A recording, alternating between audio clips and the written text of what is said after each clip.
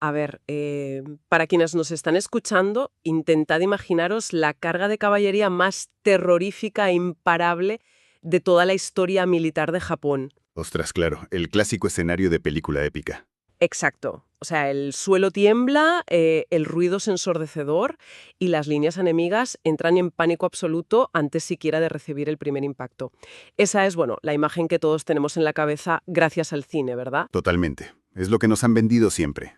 Pero resulta que si viajamos a la realidad de ese momento, esos supuestos monstruos de guerra blindados eran, en la mayoría de los casos, pues ponis. Ponis que como mucho alcanzaban los 9 kilómetros por hora. Y ojo al dato, llevaban zapatos de paja. Es que es una imagen que te rompe por completo cualquier esquema preconcebido, la verdad. Ya te digo, yo me quedé a cuadros. Normal. El aura está casi mítica de los samuráis y, en particular, del clan Takeda en el siglo XVI, pues ha traspasado siglos de historia.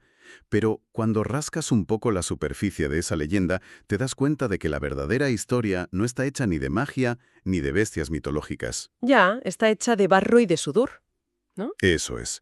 Está hecha de limitaciones logísticas brutales y sobre todo de tácticas que tuvieron que adaptarse a una realidad física muy concreta. Y por eso estamos hoy en este análisis a fondo, zambulléndonos de lleno en los textos históricos, en crónicas de la época y en análisis militares modernos.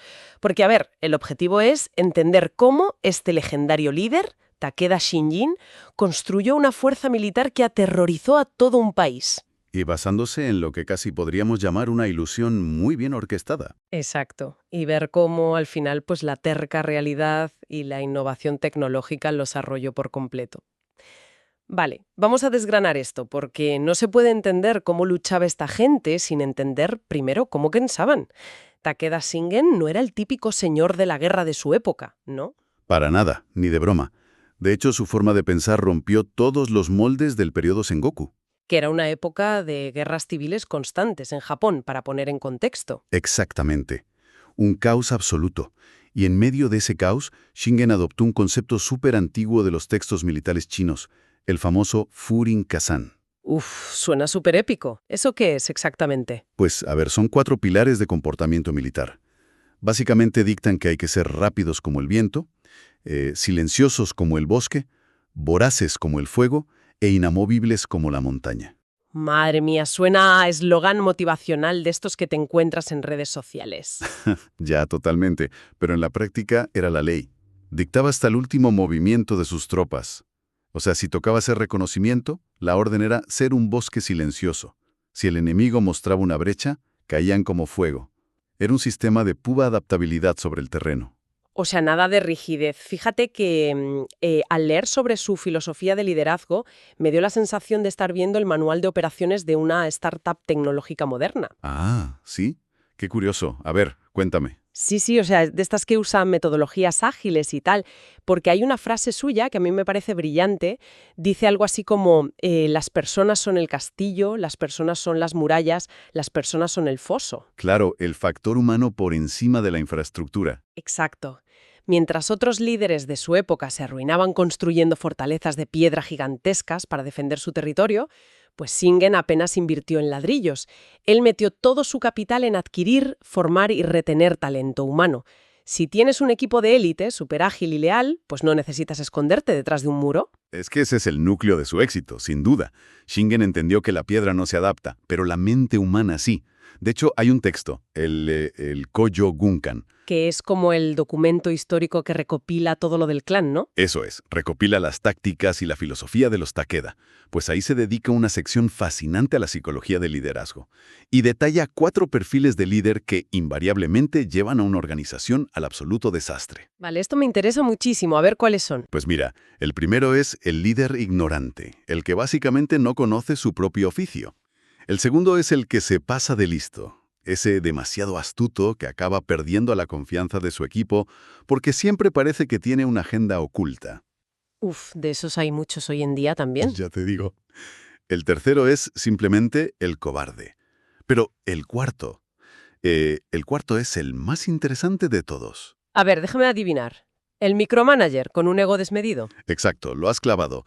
El texto lo llama el líder demasiado poderoso. Qué buena definición. Sí, Es aquel que acapara tanta autoridad y cuyo ego es tan inmenso que desequilibra por completo la armonía del equipo.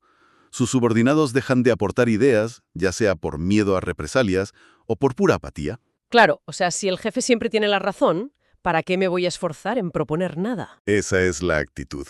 Y Shingen evitaba esto descentralizando el mando. Lo fascinante aquí es cómo esta mentalidad de valorar el talento cristalizó en la creación de su círculo íntimo, el famoso grupo de los 24 generales. Ah, los 24 generales, claro. Una élite táctica. Eso es. Funcionaban como los verdaderos engranajes de la maquinaria de los Takeda. No eran simples mensajeros que acataban órdenes y ya está. Tenían autonomía total para interpretar el Furin-Kazan ahí, directamente sobre el terreno. Madre mía, qué nivel de inteligencia emocional para un tipo del siglo XVI que, bueno, recordemos que se dedicaba básicamente a cortar cabezas en el campo de batalla. Sí, el contraste es brutal. Vale, entonces, el talento humano era su castillo, digamos, su defensa, pero su arma ofensiva, la que les dio esa fama inmortal, era la caballería. Y aquí volvemos a lo del principio, a lo de los ponis con zapatos de paja. Hay la famosa caballería, el Kiba-Gundan. Eso, Kiba Gundan. A ver, si estos caballos no eran rinocerontes blindados arrasando a la infantería a 50 por hora, ¿cómo es que daban tantísimo miedo? ¿Era simple guerra psicológica o qué? Bueno, a ver, hay un componente psicológico enorme, sin duda. Pero la clave está en entender la evolución del combate táctico que impulsó al propio Shingen. Vale, ¿y qué cambió exactamente? Pues antes de él, la norma entre los samuráis de élite era combatir a caballo, sí, pero usando el arco. O sea, disparaban a distancia a modo de hostigamiento. No se metían en el meollo. Claro, arqueros montados, lo clásico. Exacto. Pero Shingen dijo, no, vamos a cambiar el arco por la lanza. Transformó a sus jinetes en lanceros de choque a corta distancia. Ostras, eso ya impone mucho más. Claro, pero el problema, como bien has señalado antes, era la herramienta. La biología de los caballos japoneses autóctonos, como la raza Kiso, limitaba muchísimo lo que podían hacer físicamente. Totalmente. De hecho, las crónicas que tenemos de los jesuitas europeos que visitaron Japón en aquella época, como Luis Frois, son tela marinera, son para echarse a reír. Sí, Frois no se cortaba un pelo describiendo lo que veía. Es que Frois describe a los caballos japoneses y cuenta que, para empezar, no los castraban. Así que tenías a un montón de sementales agresivos, mordiéndose entre ellos, que debían ser súper difíciles de controlar en medio del caos de una batalla. Un peligro para los enemigos y para los propios jinetes, la verdad. Y por si fuera poco, los guardaban en la parte delantera de las casas en lugar de atrás. Pero lo más fuerte es lo de las herraduras. O sea, no usaban hierro. Les ponían unas sandalias de paja tejida que se desintegraban súper rápido. Sí, los guaraji para caballos. A ver, la logística de eso es una pesadilla táctica absoluta. Ya, me imagino. Imagínate una columna de avance que tiene que llevar detrás a cientos de sirvientes cargando fardos inmensos de zapatos de paja de repuesto. Cada pocos kilómetros, el ejército entero tiene que detenerse, levantarle las patas a los caballos y cambiarles el calzado. Madre mía. Claro, para que no se destrocen los cascos con las piedras del camino. Eso anula por completo cualquier capacidad de hacer maniobras relámpago a gran escala como las que veríamos en Europa en la misma época. Es como, no sé, como tener una flota de coches deportivos eléctricos, pero con una batería que te dura 10 kilómetros y tener que parar a enchufarlos en mitad de una persecución policial. Es de locos. Es una analogía muy buena, la verdad. Y oye, la televisión japonesa, la cadena NHK, lo demostró hace poco con una prueba práctica, ¿verdad? Yo leí que le pusieron una armadura completa de samurái a uno de estos ponis Kiso para ver cómo se movía. Sí, hicieron la prueba. Y el resultado fue definitivo, vamos. El animal, soportando el peso de un samurái adulto con toda su armadura, las armas y el propio equipo del caballo, apenas podía pasar de un trote pesado. De los 9 kilómetros por hora que decíamos antes. Eso es. A esa velocidad, una línea de infantería enemiga que tenga lanzas largas, pues puede ver venir la carga perfectamente, prepararse, plantar las lanzas en el suelo y detener el ataque sin apenas inmutarse. Claro, no hay inercia suficiente para romper la línea. Exacto. La física básica impedía que el clan Takeda usara su caballería como un ariete masivo al estilo europeo. O sea, el mito de Hollywood de la carga pesada al galope queda totalmente descartado por pura biología. Pero entonces, a ver, si no servían como ariete humano, ¿para qué los usaban realmente en el campo de batalla? Pues funcionaban más bien como un sistema de transporte de élite ultra rápido. La idea era que los guerreros más letales y experimentados del clan pudieran llegar a los puntos críticos del campo de batalla sin haber gastado energía corriendo. Ah, vale, vale. O sea, llegaban, aparcaban el caballo, por así decirlo. Exacto. Cabalgaban hasta la línea de frente, desmontaban y entraban al combate cuerpo a cuerpo totalmente frescos, mientras que la infantería enemiga ya estaba exhausta de tanto pelear. Ostras, qué inteligente. Y además hay que recordar el contexto socioeconómico. En Japón escaseaban muchísimo los animales de tiro. Los caballos se usaban para la agricultura. Claro, eran un lujo. Un lujo tremendo. Tener un caballo dedicado exclusivamente a la guerra era un símbolo de estatus estratosférico. Así que el impacto psicológico no era la velocidad del animal, era saber que si veías a esos jinetes desmontar frente a ti, estabas a punto de enfrentarte a los asesinos más letales de todo Japón. Vale, ahora entiendo el terror. O sea, era como ver llegar a las fuerzas especiales en helicóptero, bajarse frescos y listos para masacrar a tu unidad que lleva horas en el barro. Esa es exactamente la sensación. Pero, a ver, sigo fascinada con cómo el mito este de la caballería invencible al galope se hizo tan inmenso. Si conectamos esto con el panorama general, si no cargaban en masa, ¿de dónde sale esta leyenda tan arraigada? Pues, curiosamente, todo se lo debemos a la literatura del período Edo, que es la época de paz que siguió a estas guerras civiles. Ah, o sea que los escritores embellecieron la historia a posteriori. Totalmente. Hubo cronistas, como un autor llamado Osen Juan, a los que les gustaba, digamos, adornar mucho los relatos. Vender más libros, básicamente. Claro. Cogieron algún incidente aislado, quizás una pequeña escaramuza en un terreno muy favorable donde un grupo de lanceros a caballo de los Takeda sí logró hacer una carga corta y exitosa, y lo magnificaron. Y de una escaramuza crearon la seña de identidad de todo el ejército. Exacto. Y luego el arte, los grabados y, muchísimos años más tarde, el cine solidificaron ese mito en el imaginario colectivo. Vaya tela cómo la literatura reescribe la realidad a su antojo, ¿eh? Es alucinante. Pero a ver, a pesar de que la caballería no fuera ese tsunami arrollador de las películas, las tácticas de Shingen funcionaban de verdad y sus batallas eran picadoras de carne absolutas. Sin ninguna duda, eran letales. Y creo que el mejor ejemplo lo tenemos en su rivalidad casi obsesiva con otro gran señor de la guerra, Uesugi Kenshin. Estuvieron dándose golpes durante años en las llanuras de Kawanakajima. Kawanakajima. Se enfrentaron allí hasta en 5 ocasiones entre 1553 y 1564. 5 veces en el mismo sitio, madre mía. Fue como una partida de ajedrez gigante que duró toda una década. Sin embargo, cuando los analistas militares estudian esto, casi siempre ponen el foco en la cuarta batalla, la de 1561. ¿Por qué esa en concreto? Porque ese día se registró el porcentaje de bajas más salvaje de toda la era Sengoku. Ojo a las cifras. Las fuerzas de Takeda perdieron al 62% de sus hombres. ¡Qué barbaridad! Y las de Uesugi Kenshin al 72%. O sea, estamos hablando de que son cifras que hoy en día significarían la aniquilación casi total de un ejército. Es insostenible. Es una carnicería absoluta. Y por lo que cuentan las fuentes, ese día fue un choque de doctrinas tácticas espectacular. Sí, sí. Yo estaba leyendo que, por un lado, tienes a Shingen esperando en la llanura y ha desplegado a sus tropas en una formación que los textos llaman Kakuyoku, creo. Sí, Kakuyoku, que visualmente se traduce como alas de grulla. Eso, como un pájaro abriendo las alas. Y la idea es recibir el impacto en el centro y usar esas alas gigantes de soldados para envolver y asfixiar al enemigo, ¿no? Exacto, es una maniobra clásica de contención y abrazo mortal.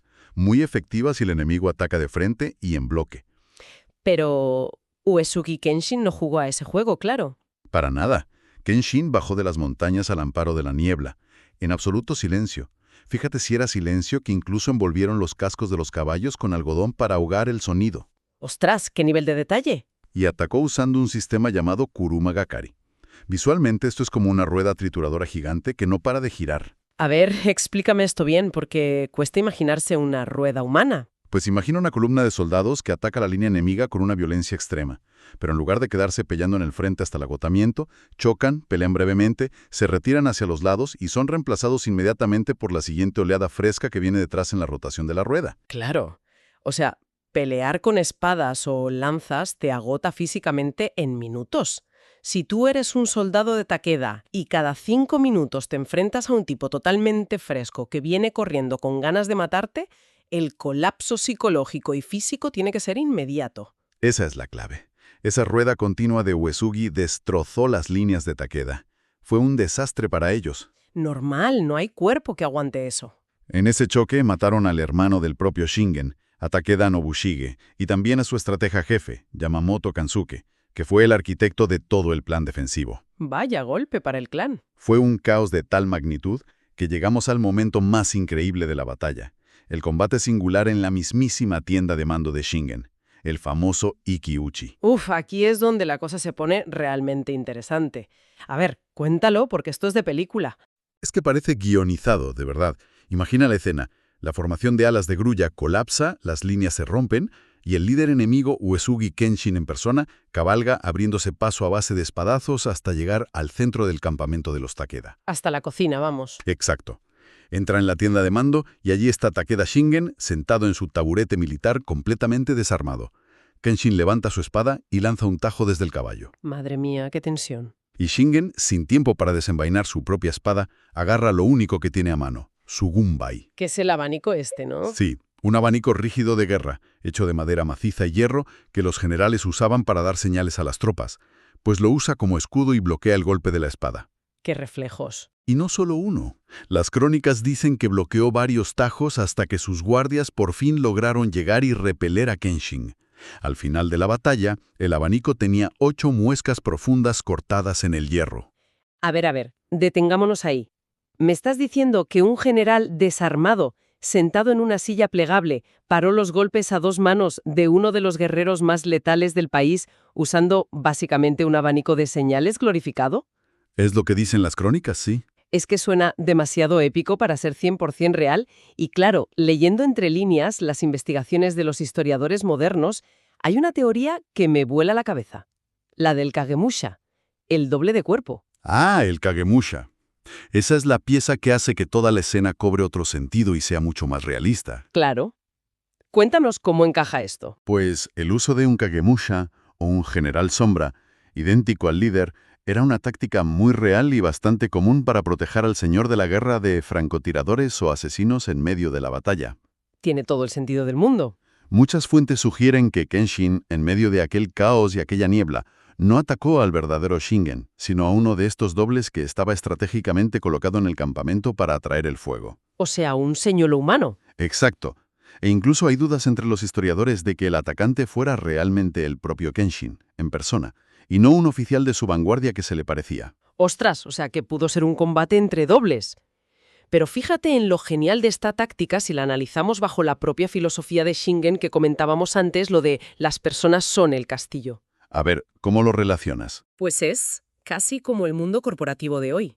Si el CEO de una gran empresa tecnológica tiene que retirarse por un escándalo o lo que sea, las acciones no se desploman siempre y cuando la marca siga intacta, ¿sabes? Claro, la percepción pública es lo que importa. Para Shingen, la supervivencia del símbolo, del estandarte del clan Takeda, era más importante que su propia vida física. Si un doble moría parando espadazos, pero el enemigo creía que era él, pues el aura de invencibilidad del clan se mantenía intacta. Es brillante. Es una jugada maestra de relaciones públicas del siglo XVI. Y fue una jugada que desde luego mantuvo al clan unido y aterrorizando a sus rivales hasta el último día de vida de Shingen. Él murió en 1573, por enfermedad, dejando una maquinaria de guerra perfectamente engrasada. Y el que hereda todo este tinglao es su hijo, Takeda Katsuyori. Exacto. Pero claro, Katsuyori heredó un sistema táctico brillante para la guerra del pasado, justo en el momento en que Japón estaba a punto de entrar de golpe, y de forma muy violenta, en la guerra del futuro. Y el embajador de ese futuro, el que trajo la modernidad a base de pólvora, era Oda Nobunaga. Así llegamos al año 1575, la batalla de Nagashino. Un punto de inflexión total en la historia militar japonesa. Totalmente. A ver, la situación es esta. Takeda Katsuyori tiene a unas 12.000 tropas sitiando un castillo. Y de pronto aparece por el horizonte Oda Nobunaga apoyado por Tokugawa Ieyasu con 38.000 hombres. Una inferioridad numérica brutal para los Takeda. 3-1. Y además, la situación sobre el terreno es súper tensa. Están separados por el río Rengogawa, que está lleno de barro resbaladizo. Y para rematar el cuadro, está diluviando. El peor escenario posible para un ataque. Claro, cualquier general sensato en esa situación, superado en número de esa manera y con el terreno totalmente en contra, habría ordenado la retirada inmediata. Pero no. ¿Por qué Katsuyori decide atacar frontalmente cruzando el río? Pues porque hizo un cálculo táctico basado en su conocimiento de la tecnología de la época. Pero le salió fatal, claro. ¿Qué pensó exactamente? Katsuyori sabía que Nobunaga había traído armas de fuego, mosquetes de mecha, los famosos arcabuces. Pero ¿qué pasa con la pólvora negra del siglo XVI si la expones a una lluvia torrencial? Ah, claro, que se empapa y se convierte en barro inútil, no prende. Exactamente. Katsuyori vio la lluvia y pensó, estos miles de hombres con arcabuces acaban de convertirse en simples campesinos cargando palos de metal que no disparan. Son peso muerto. O sea, pensó que la tecnología había fallado por culpa del clima. Bingo. Esa fue exactamente su lógica. Y bajo esa premisa, un ataque frontal contra campesinos desarmados tenía sentido. Lo que no sabía era que Nobunaga no solo había traído tecnología, había inventado un sistema industrial para usarla bajo cualquier condición. ¡Ostras, qué visionario! Nobunaga construyó barricadas de madera inclinadas que no solo rompían físicamente las cargas de caballería e infantería de los Takeda, sino que también ofrecían cierta protección contra la lluvia a sus tiradores. ¡Qué inteligente! Y lo más revolucionario de todo, implementó un sistema de fuego por descargas en 3 líneas. Vale, explícanos cómo funcionaba eso mecánicamente, porque esto es lo que cambia la historia de Japón para siempre. A ver, hasta ese momento, disparar un arcabuz era un proceso lentísimo.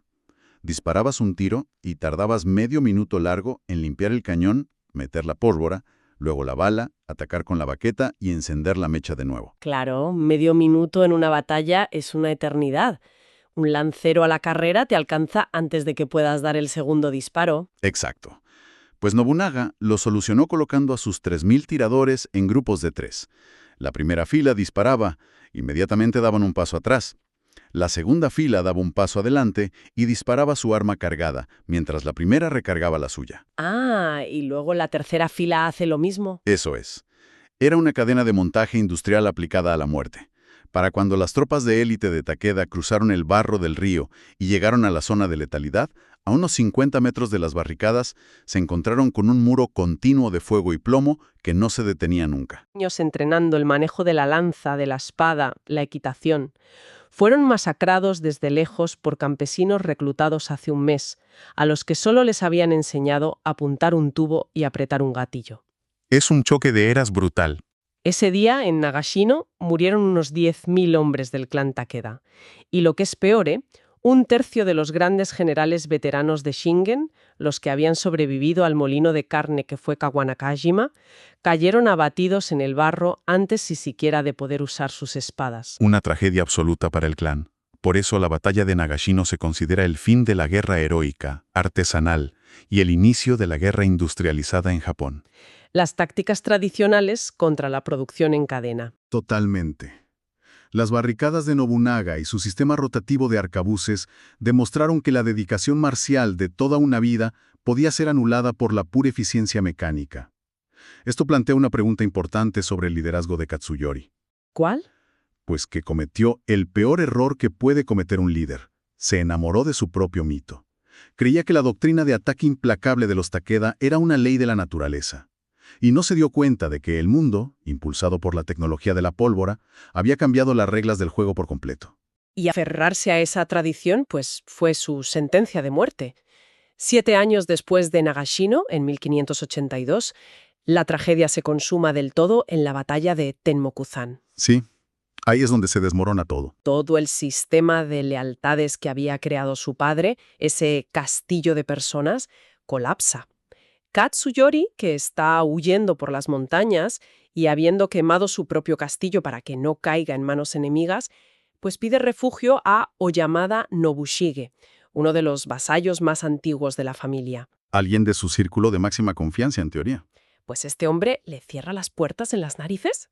Traicionado, sin ejército y acorralado por las fuerzas de Nobunaga y Tokugawa, Katsuyori comete el suicidio ritual. el seppuku. Es el fin trágico y definitivo del temible clan Takeda como potencia militar. Es un final muy amargo, desde luego, pero deja una lección clarísima. Si revisamos todo este viaje que hemos hecho hoy, la grandeza de los Takeda nunca estuvo en los ponis con zapatos de paja ni en cargas suicidas al galope. No, eso era el mito. Exacto. Estuvo en la genialidad inicial de Shingen para crear un sistema ágil centrado en las personas y en una adaptabilidad brutal. Su caída llegó cuando esa adaptabilidad desapareció, cuando la siguiente generación intentó usar la táctica de ayer contra la tecnología de mañana. Pero a ver, pongamos un punto de luz a esta historia de sangre y barro, porque el apellido Takeda no se borró del mapa, ¿no? No, para nada. La sangre sobrevive. Claro. Los textos nos cuentan que varias ramas menores de la familia, ramas cadetes que se habían aliado a tiempo con los vencedores, sobrevivieron como daimios, como señores feudales, durante todo el periodo de paz de Edo que siguió. Sí, familias como los Matsumae o los Yanagisawa mantuvieron vivo el linaje. E incluso hoy en día esa herencia marcial pervive.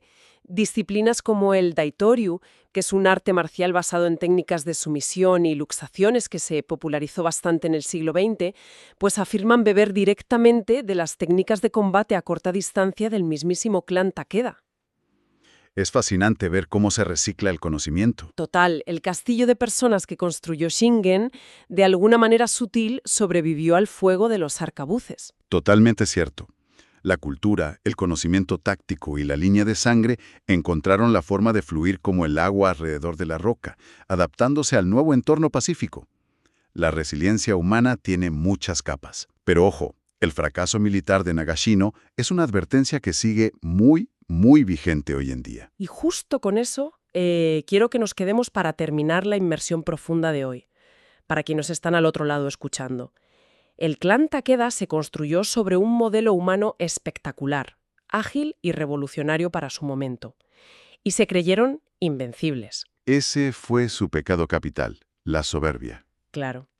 Y por no saber ver que el mundo había avanzado tecnológicamente frente a sus mismísimas narices, pues acabaron aniquilados en el barro por armas que hasta ese día consideraban indignas de un guerrero. Hoy en día, todos enfrentamos cambios masivos. Constantemente. Vamos a una velocidad de vértigo. La inteligencia artificial, sin ir más lejos, está reescribiendo cómo trabajamos, cómo creamos y cómo nos comunicamos.